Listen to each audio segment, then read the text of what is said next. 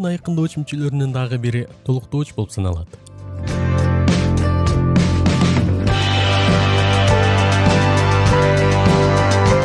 Толуктоочтор барыш, табыш, жатыш жана чыгыш жөндөмөсүндө турган задатооч сөздөрдөн уюшулат жана кыймыл-аракет менен байланышта болот.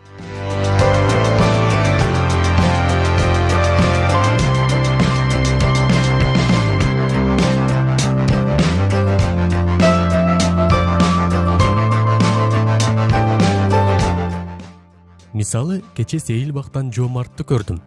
Мында жоомартты деген задатооч сөз табыш жөндөмөсүндө туруу менен сүйлөмдө толуктоочтук кызматты аткарды. Ошону менен бирге эле көрдүм деген кыймыл-аракет менен байланышта болду.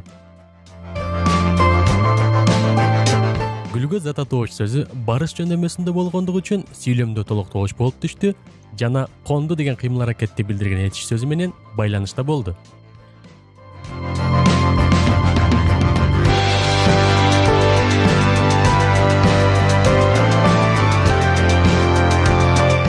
Адамда түркүн кыялдар болот.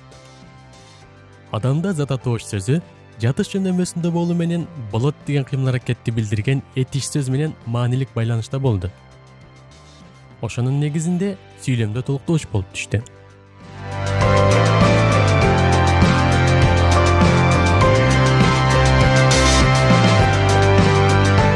Акылды акылмандан сура. Акылмандан задатооч сөзү чыгыш жөндөмөсүндө туруу менен бирге сура деген этиш сөзү менен маанилик байланышта туруп, сүйлөмдө толуктоочтук милдетти аткарды. Байкалгандай, сүйлөмдөрдөгү толуктооч сөздөр задатоочтун барыш, табыш, жатыш жана чыгыш жөндөмөлөрүндө туруу менен бирге сүйлөмдөгү кыймыл-аракетти билдирген сөздөр менен маанилик тыгыз байланышта келүүдө. Жогорку аты аталган жөндөмөлөрдө турган задатооч сөздөр сүйлөмдө толуктооч болоорун аныктап алган соң, толуктооч дал ошол 4 жөндөмөнүн суроолоруна жооп болоорун билүүгө болот.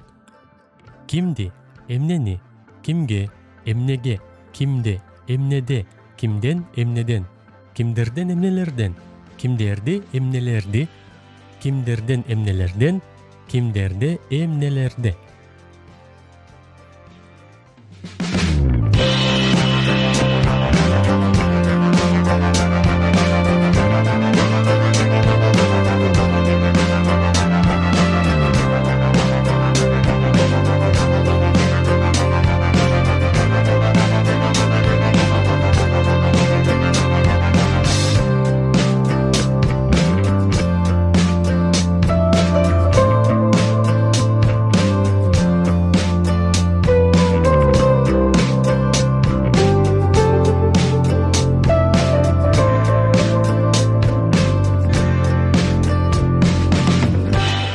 Мындан сырткары задатооч сөздөргө боюнча, жөнүндө, тууралуу, менен, караганда, үчүн жандооч сөздөр кошулуп айтылган учурда да сүйлөмдө толуктоочтор жаралат. Бишкектен Ошко самолет менен келишти. Келечек тууралуу көпкө аңгемелештик. Жайга караганда жаз жагымдуу келет. Эне уулунун келечеги үчүн эмнелерди гана кылбайт.